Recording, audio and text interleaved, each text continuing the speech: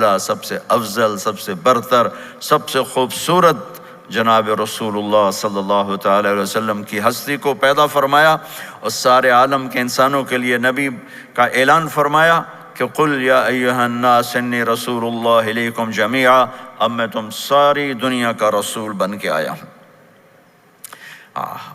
خوبصورت، اور آپ کی زندگی بھی خوبصورت۔ میں آپ کو اللہ کے نبی کا حلیہ بتاتا ہوں۔ آپ تشریف لے جا رہے ہیں مکہ چھوڑ کے مدینہ، راستے میں بھوک لگی، رابغ، ایک خیمہ دیکھا، وہاں ایک بوڑھی عورت بیٹھی۔ آپ نے ان سے کہا ماں جی کچھ کھانے کو ملے گا، پیسے دیں گے؟ اس نے کہا بیٹا بارش نہیں ہوئی، کچھ بھی نہیں ہے، قحط ہے، کھانے کو بھی نہیں ہے، پینے کو بھی نہیں ہے۔ تو ایک بکری کھڑی تھی، بالکل کمزور، اس کے جسم پر صرف کھال تھی۔ آپ نے کہا اس بکری کا دودھ نکال لوں؟ وہ کہنے لگی اس کے جسم پر تو سوائے کھال کے اور ہے کچھ نہیں، کہاں سے نکالو گے؟ کہا مجھے اجازت دو۔ اب چونکہ ایک عجیب سا واقعہ ہو رہا ہے کہ ایک ایسی بکری سے دودھ نکالنے کی بات ہو رہی ہے جو چل بھی نہیں سکتی، تو بڑھی آپ کو ایسے غور سے دیکھنے لگی کہ یہ کون ہے، یہ کون ہے جو اس مری ہوئی بکری سے دودھ نکالنا چاہتا ہے؟ تو غور سے دیکھ رہی، تو آپ آنکھوں میں سما گئے۔ پھر اس نے اس کو بیان کیا۔ آپ نے اس بکری کے تھنوں کو پکڑا تو لٹک کے نیچے آ گئے، دودھ سے بھر گئے۔ تو اپنے بڑے برتن میں دودھ نکالا، اپنے تینوں ساتھیوں کو پلایا، خود بھی پیا، پھر دوبارہ دودھ نکال کے برتن پورا بھر کے اس بڑھیا کو دے دیا، اور آپ چلے گئے۔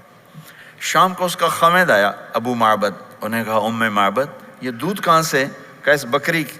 کہا پاگل ہے، یہ تو چل نہیں سکتی، اس کا دودھ کہاں سے آ گیا؟ کہا ایک نوجوان آیا تھا، اس کے ہاتھوں میں کوئی تاثیر تھی، جادو تھا، جس سے یہ دودھ نکلا ہے۔ بتاؤ وہ کیسا تھا؟ شاید آپ نے کبھی سنا نہ ہو اپنے نبی کا حلیہ، میں بتانا چاہتا ہوں ہمارے نبی کیسے تھے۔ رأیت رجلا ظاہر الوضاء ابلج الوجه حسن الخلق لم تعبه ثجلة ولم تجرب به سعلة وصيم قصيم في عينيه دعج في أشفاره وطف في صوته سحل في لحيته كثافة في عنقه ستع أكحل أحور أزج أقرن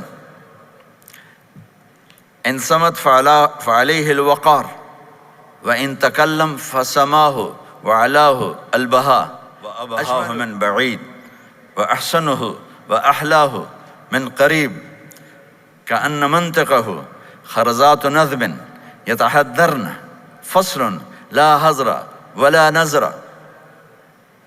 سبحان الله لم تقتحم عين من قصر ولا تشنه من طول ربعة انظر الثلاثة غصن بين غصنين۔ کیا اماں الفاظ بول گئی، آج تک عالم تھک گئے ترجمہ کرتے ہوئے۔ کہنے لگی میں تمہیں کیا بتاؤں، میں نے ایک شخص دیکھا، مجھے لگا جیسے 14ویں کا چاند ہی کپڑے پہن کے زمین پہ آ گیا۔ ظاہر الوضاء ابلج الوجه، چمکتا چہرہ۔ میں پورا آپ کو ایک اور حدیث بھی ساتھ جمع کر لیتا ہوں۔ عظیم الہامہ، خوبصورت سر، بڑا، شدید سواد الشعر، سیاہ کالے بال، عظیم الہامہ، سر خوبصورت گولائی میں، واسع الجبین، کھلا ماتھا، ازہر اللون، کلیوں جیسا خوبصورت رنگ چمکتا ہوا۔ پھول میں چمک تھوڑی ہو جاتی، کلی میں زیادہ ہوتی، کلیوں جیسا رنگ چمکتا ہوا۔ ازج الحواجب، یہ بڑے خوبصورت گول، وہ آج کل کیسے یہ پر پینسلیں لگا لگا لگا کے بیچاریاں یہاں تک لے جاتی ہیں، وہ پھر پینسل کا رنگ اتر جاتا ہے، پھر اندر سے وہی عجیب و غریب نظر آنے لگتا ہے۔ تو میرے نبی کی اللہ نے ایسے خود بنا دی، ایسے پورے چلتی ہوئی یہاں تک آتی تھی۔ من غیر قرن، یہاں بال نہیں تھے، یہاں یہ جگہ خالی تھی۔ جن کے ہوتے ہیں وہ بیچاری یہاں سے نکال نکال نکال ہائے ہائے بھی کرتے ہیں، من غیر قرن، یہاں بال نہیں تھے، بینہما عرق یدرہ الغضب، یہاں ایک وین تھی، وین، جب آپ کو غصہ آتا تھا تو آپ غصے کو برداشت کرتے تھے، نکالتے نہیں تھے، برداشت کرتے، تو وہ یہاں ایسے ایسے ایسے ایسے ایسے ایسے حرکت کرنا شروع کر دیتی تھی، تو اس سے پتہ چلتا تھا کہ اللہ کے نبی غصے میں بیٹھے ہوئے ہیں۔ فی عینیہ دعج، آنکھ بڑی خوبصورت، موٹی، سیاہ، اشکل، لمبی، اہدب، یہ بال بڑے لمبے، اکحل، بغیر سرمے کے سرمہ لگا ہوا، انجل، ابرج، اہدب، احوج، ادعج، اکحل، یہ سب نام میرے نبی کی آنکھوں کے ہیں کہ اللہ نے ایسی خوبصورت آنکھ کائنات میں اور کسی کو نہیں تھی، اس میں باریک سرخ دھاریاں تھیں اور سیاہی سیاہ تھی، سفیدی سفید تھی، جب آپ آنکھ اٹھا کے کسی کو دیکھتے تھے کوئی آپ کی آنکھوں میں آنکھیں نہیں ڈال سکتا، سب ایسے ہو جاتے تھے، اس لیے میرے نبی یوں نہیں دیکھتے تھے، لوگ ایسے دیکھتے تھے، جل نظرہ الملاحظہ، ایسے جب کبھی آنکھ اٹھتی تھی پھر سب آپ کے سامنے یوں ہو جاتے تھے، کوئی آپ کے چہرے پہ نظر نہیں ڈال سکتا تھا۔ فی اشفارہ وطف، خوبصورت خوبصورت بال، اخنل عرنین، ناک تھوڑا سا یہاں سے اٹھا ہوا، یہاں سے باریک، لہو نور یعلوہ، یہاں نور نظر آتا تھا اسے چمکتا ہوا چمکتا ہوا، ضلیع الفم، ہونٹ بڑے خوبصورت، کھلے ہوئے کھلے ہوئے اور چوڑے منہ کے ساتھ، اشنب براق الثنایا مفلج الاسنان، دانت ایسے گولائی میں خوبصورت چمکتے ہوئے، جب کبھی دانتوں کا نور دیواروں پہ پڑتا ہوا نظر آیا کرتا تھا، ایسے حسین دانت تھے ہمارے نبی کے کہ دانتوں سے نور نکل کے دیواروں پہ پڑتا ہوا نظر آتا تھا۔ یہ چار دانتوں میں تھوڑا فاصلہ تھا، باریک سا فاصلہ تھا، اس میں سے ایسے روشنیاں نکلتی تھیں آپ کی مسکراہٹ کے دوران۔ سہل الخدین، یہ گال آپ کے نہ ایسے نیچے کہ کمزور ہوں، نہ ایسے ابھرے ہوئے کہ برے نظر آئیں۔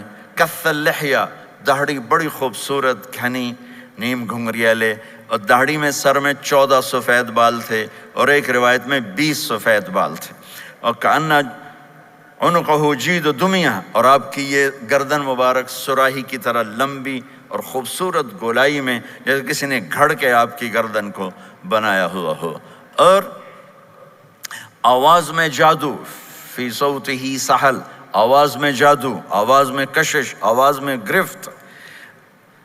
طفیل بن عامر وہ مکے میں آئے، لوگوں نے کہا ایک جادوگر ہے جس کو سناتا ہے اس کا ہو جاتا ہے، تم اس کے نہ سننا۔ انہوں نے ڈر کے اپنے کان میں روئی ڈال لی کہ میں سنتا ہی نہیں۔ طواف کر رہے تھے، آپ پہ نظر پڑی، آپ نماز پڑھ رہے تھے ایک طرف کھڑے ہو کر، تو نظر پڑی تو کھچ گیا دل، تو کہنے لگے من ہوا، یہ کون ہے؟ تو مکے والوں نے کہا ہوا یہ وہی جادوگر ہے۔ تو طفیل کہنے لگے میری جی میں آیا، تو اتنا بڑا سمجھدار آدمی ہے، یہ اتنا خوبصورت انسان میرے خیال میں جادوگر نہیں ہو سکتا، میں اس کی سنتا ہوں، اگر اچھی بات ہوگی تو لے لوں گا، غلط ہوگی چھوڑ دوں گا۔ تو طواف پورا کر کے آپ کے پاس آ کے بیٹھ گیا، آپ نے سلام پھیرا، تو طفیل کہنے لگا ما تقول یا محمد، کیا کہتے ہو محمد، کچھ سناؤ۔ تو آپ نے چند جملے بولے، ان الحمد للہ احمدہ واستعینہ واؤمن بہ واتوکل علیہ من یہدہ اللہ فلا مضل لہ ومن یضللہ فلا ہادی لہ۔ تو وہ تڑپ گئے، کوئی کشش نہیں ان کلمات میں ترجمہ بھی کر دوں تو کوئی کشش نہیں، لیکن وہ عرب سمجھنے والے وہ کہنے لگا اعد فقط بلغنا قاموس البحر، ارے ذرا دوبارہ سنانا، تیرے ایک جملے نے 7 سمندر کا پانی پی لیا ہے۔ تو آپ نے دوبارہ سنایا، ان الحمد للہ احمدہ واستعینہ واؤمن بہ واتوکل علیہ من یہدہ اللہ فلا مضل لہ ومن یضللہ فلا ہادی لہ۔ تو کہنے لگا مجھے کلمہ پڑھا دے، آواز میں ایک کشش تھی، جو سنتا تھا وہ کھچ جاتا تھا، خوبصورت آواز۔ بعید ما بین المنکبین، چوڑی چھاتی، کھلی چھاتی، عریض الصدر، چوڑا سینہ، سواء البطن والصدر، سینہ اور پیٹ برابر۔ میں معذرت سے کہتا ہوں کتنے خواتین بھی مرد بھی، آپ سجے پاس سے پیٹ، کھبے پاس سے آپ کھبے پاس، پیٹ کھبے پاسے آپ سجے پاسے دیکھتے ہیں، وہ ادھر ہوں تو پیٹ ادھر ہو جاتا ہے، ادھر ہوں تو پیٹ ادھر ہو جاتا ہے. جو ہنستے میں پیٹ ہے کرتا ہے، زبان سے نہیں، وہ پیٹ سے ہنستے گڑ گڑ گڑ گڑ گڑ گڑ گڑ. تو میرے اللہ کو انتہائی ناپسند ہے موٹا، چاہے عورت ہو چاہے مرد ہو. اور مولوی موٹا تو سب سے برا لگتا ہے. بھائی احتیاط سے کھاؤ. اللہ تعالیٰ نے کھانے کے لیے نہیں پیدا کیا ہے، اللہ نے کسی کام کے لیے پیدا کیا ہے. تو کھانے پینے کا وقت اللہ نے آگے رکھ دیا ہے، خوب ڈٹ کے کھا لینا. حلال بھی کھاؤ، احتیاط سے بھی کھاؤ. کلو وشربو ولا تسرفو. اور اللہ تعالیٰ نے کھانے کا زیتون وطور سینین وہذا البلد الامین، اللہ نے اعلیٰ ترین غذا کی قسم اٹھائی اور اس میں ذائقہ نہیں دیکھا. نہ انجیر کا ذائقہ ہوتا ہے اتنا اچھا، اور زیتون تو ویسے ہی کڑوا ہوتا ہے. تو یہ اللہ تعالیٰ سموسے پکوڑے کی قسم بھی کھا سکتا تھا، مجھے سموسے کی قسم، مجھے پکوڑے کی قسم. تو اللہ نے ہمیں کھانے کا سلیقہ بتایا، طریقہ بتایا کہ اپنے یہ بوفے نہ کرو. بوفے 50 چیزیں پلیٹ میں ڈال لی ہیں اور پھر لگے ہیں جانوروں کی طرح کھاتے ہی جا رہے ہیں، کھاتے ہی جا رہے ہیں، کھاتے ہی جا رہے ہیں. میرے نبی ایک وقت میں 1 سالن کھاتے تھے، 1 2 کبھی نہیں کھائے، 1. اور زندگی بھر میرے نبی نے باسی کھانا نہیں کھایا، صبح کا پکا شام نہیں کھایا، شام کا پکا صبح نہیں کھایا. صرف ایک دفعہ حج کے موقع پر ام ہانی حضرت علی کی بہن مکہ میں، ان کے گھر باسی روٹی کے 2-4 لقمے لیے، ورنہ صبح کا پکا ہوا شام نہیں کھاتے تھے. یا تازہ یا فاقہ، یا تازہ یا فاقہ. تمہاری طرح نہیں 8 دن کا پکا کے فریج اینڈ ٹھوک دیتا ہوں. یہ کیا، یہ بھی کچھ نہیں. 8 دن کا پکا کے کٹھا ہی ٹھوک دیا اندر. اب نکال کے بیگم اپنے ٹائم پہ گرم کر کے کھا رہی، میاں صاحب اپنے ٹائم پہ گرم کر کے کھا رہے ہیں. اب بھئی برتن صاف کیتی جاندے نا. اب بھئی کینیڈا، ہم تو پتہ نہیں کیا پڑا کینیڈا.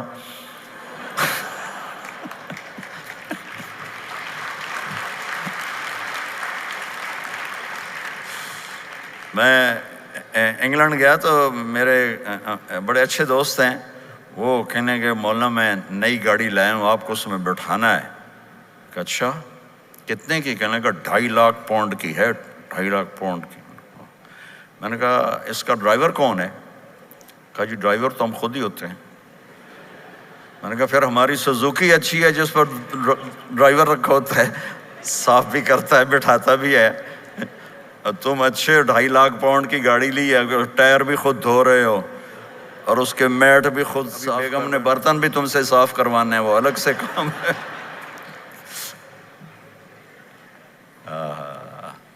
میرے نبی سوا البطن والصدر، میرے نبی کا سینہ اور پیٹ برابر تھا. سبت القصد، بالکل ایسے سیدھا قد، بالکل. اور کبھی زندگی بھر پیٹ بھر کے کھانا نہیں کھایا. صبح کھایا شام نہیں کھایا، شام کھایا صبح نہیں کھایا، جان بوجھ کے. اور جب کھایا تو چند لقمے. دقیق المسربہ، یہاں بالوں کا تار تھا جو ناف پہ آ کے ختم ہوتا تھا، باقی سارا جسم انور المتجرد، چمکتا ہوا جسم تھا، چمکتا ہوا. راہ بر راہ، یہ ہتھیلی کشادہ. شسن الکفین والقدمین، یہ جگہ اور پاؤں کی یہ جگہ، اس پر گوشت خوبصورت. مسیح القدمین، اس طرح تھا کہ یہ رگیں نظر نہیں آتی تھی. اور جو حصہ آپ کا کپڑوں سے باہر نظر آتا وہ نور چمکتا نظر آتا تھا. اور اذا زال قلعا، آپ پورا قدم اٹھا کے رکھتے تھے. یہ ایسے نہیں چلتے تھے ایسے، بلکہ آپ پورا ایسے قدم. اور یقارب الخطا، قدم چھوٹا چال میں تیزی. ایسے لمبے قدم نہیں اٹھاتے تھے، چھوٹا قدم لیکن اس میں تیزی بہت. یمشی تکفین، ذرا کندھے جھکا کے چلتے تھے، اکڑ کے زندگی بھر نہیں چلے، ہمیشہ یوں چلتے تھے. تھوڑی گردن بھی جھکی ہوئی، تھوڑے کندھے بھی جھکے ہوئے، اور عاجزی. اور ہمیشہ سلام میں پہل فرماتے تھے، جس کو بھی ملتے تھے سلام میں پہل ہوتی تھی. اور اتنے عالی اخلاق تھے، کبھی کسی کو یوں کر کے نہیں بلایا، ہمیشہ یوں کر کے اشارہ کر کے، پورے ہاتھ کا اشارہ کر کے بلایا. اور جب کبھی آپ کو دائیں بائیں سے کوئی بلاتا یا رسول اللہ، تو آپ یوں نہیں کرتے تھے، میں یوں کھڑا ہوں، مجھے فوزان کہتا ہے مولانا صاحب تو میں اتنا ہی کروں گا۔ جی فرمائیے کیا کہنا ہے؟ کوئی ادھر سے ہوگا تو میں کہوں گا ہاں جی بولو کیا کہنا ہے۔ پر اپنے نبی کے اخلاق دیکھو، یہاں سے کسی نے آپ یوں نہیں کرتے تھے، آپ یوں کرتے تھے، جی فرمائیے، پورا اس کو سینہ دیتے تھے۔ کوئی ادھر سے بولا تھا یا رسول اللہ تو آپ یوں نہیں کرتے تھے، آپ پورا ایسے مڑتے تھے، پھر کہتے تھے جی فرمائیے، پورا سینہ دیتے تھے اس کو۔ اور پھر کوئی کہتا آپ سے بات کریں تو آپ یوں ہو جاتے تھے، کوئی آپ سے بات کرنی آپ یوں ہو جاتے، جب تک وہ بات ختم نہیں کرتا تھا آپ اس کی سنتے رہتے تھے۔ اور جب کسی کی بات سنتے تھے تو بالکل اس کو چہرہ دیتے تھے۔ یہ موبائل نے ہمارے اخلاق برباد کر دیے۔ بچہ ماں سے بات کرتا ہے، وہ بیٹھی موبائل دے، ہاں بولو کیا کہتے ہو؟ سن رہی ہوں، بولو بولو سن رہی ہوں۔ آنکھیں ادھر ہوتی ہیں اور کان ادھر ہوتے ہیں۔ یہ جس سے بھی آپ ایسا کرو گے آپ نے اس کے دل کو تباہ کر کے رکھ دیا۔ توجہ فرمائیے، ہمارے اردو میں کہتے ہیں توجہ، تا ہٹا دو تو نکلتا ہے وجہ، چہرہ۔ اپنا بوتھا شریف میری طرف کرو، مجھے عزت دو، میری آنکھوں میں آنکھیں ڈال کے بات کرو۔ آپ کو صحیح سچا واقعہ سناؤں، ہمارے فیصل آباد میں ایک خاتون اسکول ٹیچر تھیں، تو وہ پیپر چیک کر رہی تھی تو رونے لگیں مارکنگ کرتے ہوئے۔ تو ان کے ہسبینڈ نے پوچھا کیوں روئی ہو؟ تو اس نے ایک پیپر نکال کے دے دیا، کہا اس کو پڑھو۔ تو اس میں ایک سوال تھا کہ بچوں سے کہ آپ کیا بننا چاہتے ہیں؟ تو بچے نے لکھا تھا میں اسمارٹ فون بننا چاہتا ہوں، کہ میں دیکھتا ہوں کہ میری ماں اور میرے جو فادر ہیں وہ مجھے اتنا توجہ نہیں دیتے جتنا اپنے فون کو توجہ دیتے ہیں۔ میں ان سے بات بھی کروں تو وہ اپنے فون میں لگے ہوتے ہیں اور اسی میں لگے مجھ سے بات کرتے ہیں۔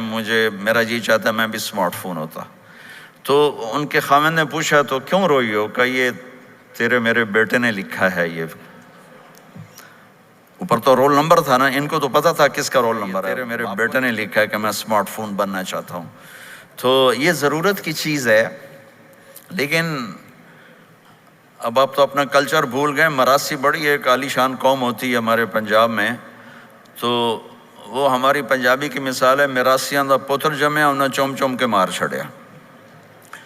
تو یہ اسمارٹ فون نے تمہیں ٹوائلٹ میں بھی فارغ نہیں رکھا، ٹوائلٹ میں بھی سودے کر رہے ہوتے ہیں بیٹھے ہوئے۔ تو ہر چیز کی ایک ترتیب ہے۔ میرے نبی جب کسی کی سنتے تھے تو پوری طرح متوجہ ہوتے تھے، چھوٹے کو بھی عزت دیتے تھے، بڑے کو بھی عزت دیتے تھے۔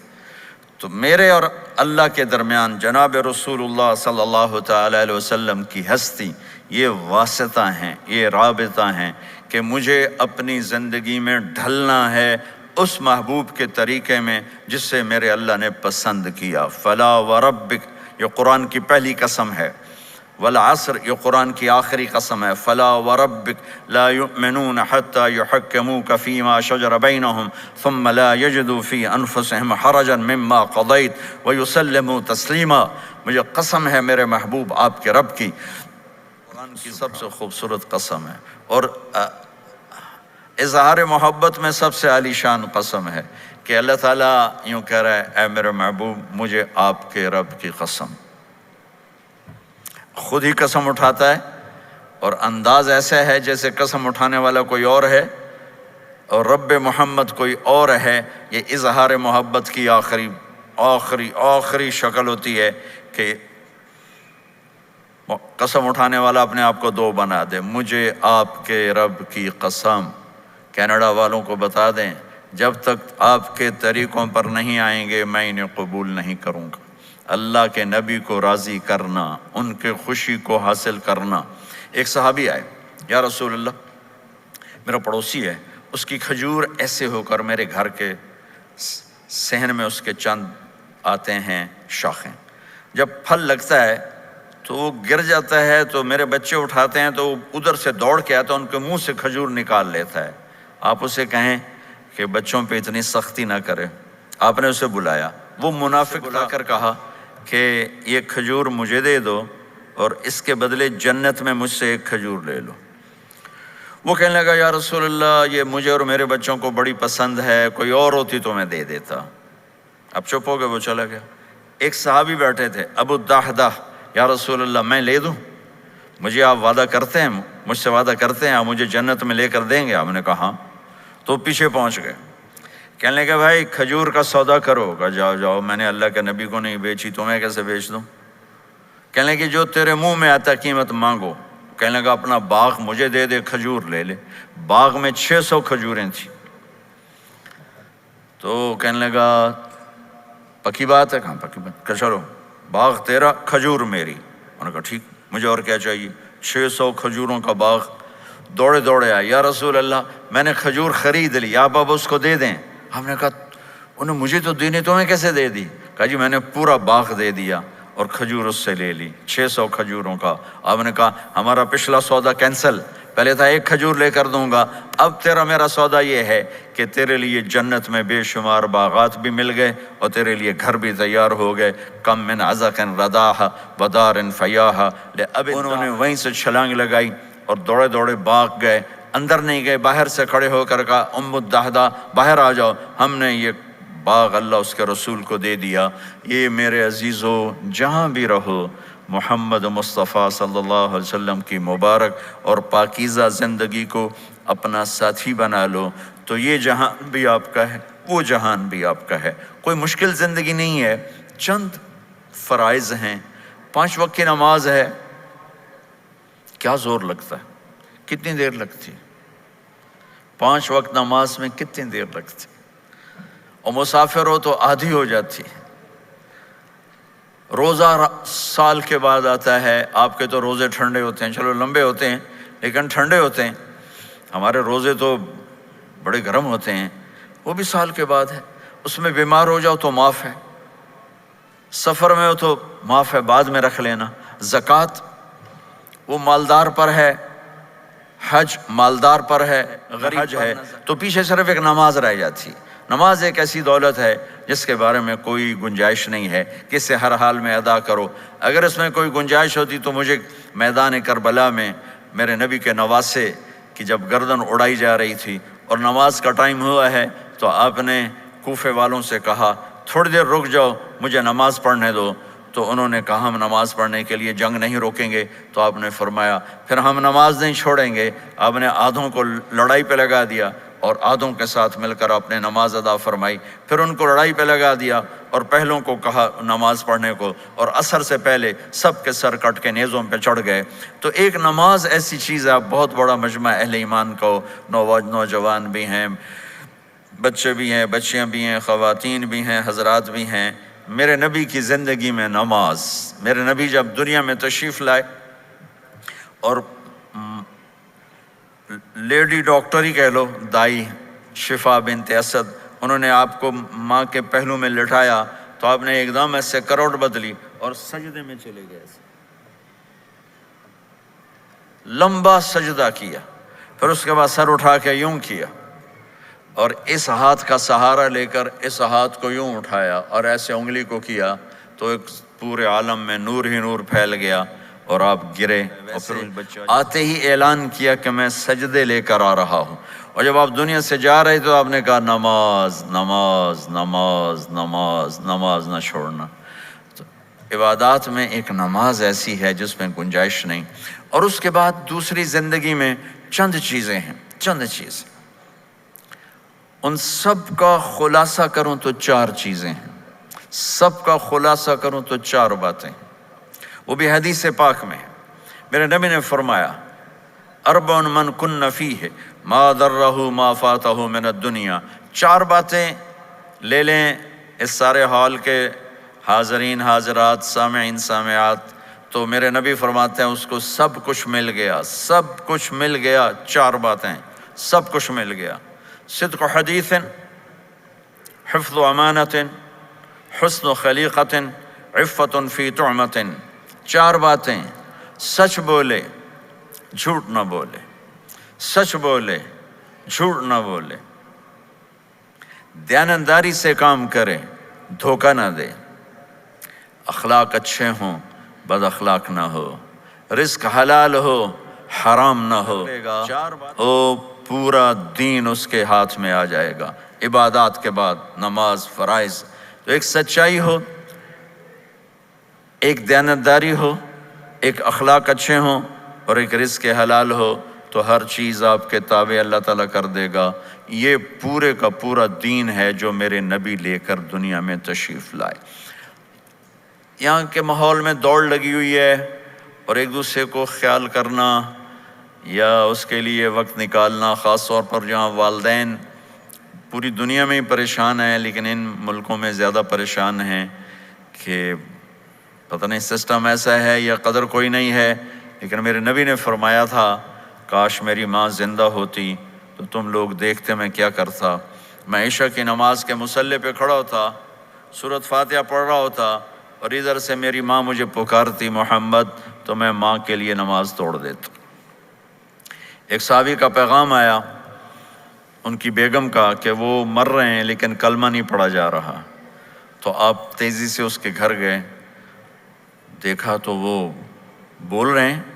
ہم نے کہا کلمہ پڑھو، کہا جی نہیں پڑھا جاتا، ویسے بول رہے ہیں نہیں پڑھا جاتا۔ آپ نے پوچھا اس کے والدین میں کون زندہ ہے؟ کہا جی ماں زندہ ہے۔ آپ نے کہا بلاؤ، ان کی ماں آ گئی۔ آپ نے کہا تم اس سے ناراض ہو؟ کہا جی ناراض ہوں۔ کیا ناراضگی ہے؟ کہ یا رسول اللہ بدتمیزی سے بولتا تھا، بس اور کوئی ناراضگی نہیں، بہت نیک بچہ ہے، تہجد بھی پڑھتا ہے، روزے بھی رکھتا ہے، قرآن بھی پڑھتا ہے، مجھ سے بولتا ہے تو سخت ہو کے بولتا، ریش ہو کے بولتا۔ تو آپ نے کہا معاف کر، تو آپ نے فرمایا میں اسے آگ لگا دوں پھر سفارش کرو گے؟ کہا ہاں پھر تو کروں گے۔ کہا اگر تو نے معاف نہ کیا تو اللہ اسے جہنم میں ڈال دے گا۔ انہوں نے کہا نہیں میں معاف کرتی ہوں۔ جب ماں نے کہا میں معاف کرتی ہوں، آپ نے کہا کلمہ پڑھو، تو اس نے کہا لا الہ الا اللہ، اور اس کی جان نکل گئی۔ پھر آپ نے ان کا جنازہ پڑھایا اور فرمایا کہ جس نے ماں باپ کو دکھ دیا اس پہ اللہ کی لعنت، اس پہ زمین آسمان کی لعنت، ان کی نہ نماز قبول ہے، نہ روزہ قبول ہے، نہ صدقہ قبول ہے۔ تو مجھے آپ اکثر نوجوان نظر آ رہے ہیں، آپ فیملیز والے ہیں، اپنے ماں باپ کو عزت دیں، اپنے ماں باپ کے پاؤں دھو کر پئیں، ان کی دعا لے لیں، وہ دعا آپ کو کہاں سے کہاں پہنچا دے گی۔ ماں باپ کی دعائیں وہ کام کرتی ہیں جو نہ امریکن ڈالر کرتا ہے، نہ کینیڈین ڈالر کرتا ہے، نہ برٹش پاؤنڈ کرتا ہے، نہ پاکستانی ہندوستانی روپیہ کرتا ہے۔ ماں باپ کی دعاؤں سے ساتوں آسمان کے دروازے کھل جاتے ہیں، زمین آسمان کی برکتیں سمٹ کر ان لوگوں کے پاؤں میں آتی ہیں جو اپنے ماں باپ کی دعا لیتے ہیں۔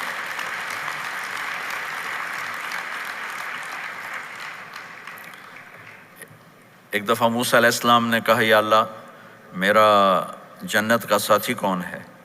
تو اللہ تعالیٰ نے فرمایا کہ وہ جو فلاں آدمی گوشت بیچنے والا، اس کو ہم قصاب کہتے ہیں، قصائی، یہ کوئی اتنا بڑا معزز پیشہ نہیں ہوتا۔ تو موسیٰ علیہ السلام بڑے حیران ہوئے کہ میرا ساتھی گوشت بیچنے والا، تو اس کو دیکھنے چلے گئے۔ دیکھا تو ایک عام آدمی جیسے گوشت بیچ رہا ہے، ایسے ہی سارے بازار میں بیٹھا ہوا، دوسرے بھی بیٹھے ہوئے۔ جب شام ہوئی بڑا ڈالا اور گھر گیا تو موسیٰ علیہ السلام بھی ساتھ گئے۔ تو اس نے جا کر گوشت کو کاٹ کے ہانڈی میں چڑھایا، آٹا گوندنے لگا، آٹے کو رکھ دیا، پھر سالن تیار کیا، پھر روٹی تیار کی۔ ایک عورت بوڑھی یوں کر کے چارپائی پہ لیٹی ہوئی تھی، اس کو ہلایا جلایا، ماں جی اٹھ کے بیٹھ گئی۔ تو اس کو ہاتھ کا سہارا دے کے کھانا کھلایا، اپنے ہاتھوں سے کھلایا، کھلاتا رہا۔ جب اس نے کہا بس تو اس نے اس کا منہ صاف کیا، کلی کرائی۔ جب وہ لیٹنے لگی تو کچھ بولی، تو موسیٰ علیہ السلام دور کھڑے تھے، سمجھے نہیں کہ یہ کیا بول رہی۔ تو موسیٰ علیہ السلام نے پوچھا یہ کیا کہہ رہی تھی؟ وہ کہنے لگا حضور کیا بتاؤں کیا کہہ رہی تھی، جب بھی اس کی خدمت کرتا ہوں تو یہ مجھے دعا دیتی ہے کہ اللہ تجھے جنت میں موسیٰ کا ساتھی بنائے، تو میں تو غریب کسائی ہوں، موسیٰ تو بہت بڑا نبی ہے۔ تو موسیٰ علیہ السلام نے فرمایا تیری ماں نے تیرا کام کر دیا ہے، تیری ماں نے تیرا کام کر دیا ہے۔ میرے عزیزو، ممکن ہے ماں باپ کی خدمت کرنا، دعا لینا تمہیں یہاں مشکل نظر آئے، لیکن اللہ کی قسم اسی میں آپ کی دنیا کی آخرت چھپی ہوئی ہے۔ اپنے ماں باپ کی دعا لو، اپنے ماں باپ کی دعا لو، اپنے ماں باپ کی دعا لو۔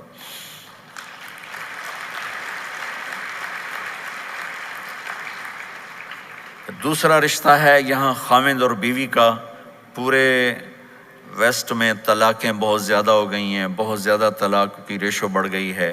یہ سب سے خوبصورت رشتہ ہے، سب سے عالی شان رشتہ ہے، اور اللہ کے نبی نے فرمایا سب سے بہترین انسان وہ ہے جو بیوی کے ساتھ اچھا سلوک کرتا ہو۔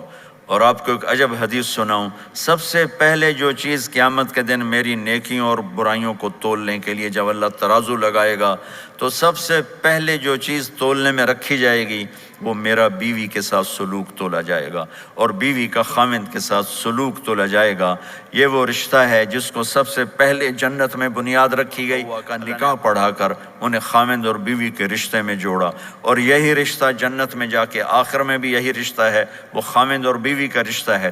میرے نبی نے 11 شادیاں کی، اللہ کی قسم صرف ہمیں زندگی سمجھانے کے لیے کی کہ گھر میں زندگی کیسے گزاری جاتی ہے۔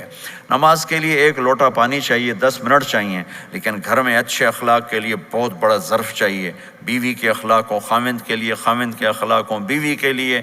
یہ اتنا خوبصورت رشتہ ہے، اتنا بنیادی رشتہ ہے کہ تمام رشتے اس کے سامنے چھوٹے پڑ جاتے ہیں۔ ہمارا عام طور پہ جوائنٹ فیملی سسٹم ہے، ہم اپنے اس رشتے کو بچائیں باقی رشتوں کی زیادتی سے۔ والدین سختی کریں تو اپنی بیوی کو بچاؤ، بیوی سختی کرے تو اپنے والدین کو بچاؤ، بیچ میں تم ایک ترازو کا کام کرو۔ ہم اپنے گھر کو خوبصورت بنانا چاہتے ہیں تو جو ڈالر سے نہیں خوبصورت ہوگا، یہ آپ کے اخلاق سے خوبصورت ہوگا۔ ایک میٹھا بول وہ بیوی کے دل کو خرید لیتا ہے، ایک میٹھا بول وہ خاوند کے دل کو خرید لیتا ہے۔ ایسی اولاد کے ساتھ بھی وہ شدت اور سختی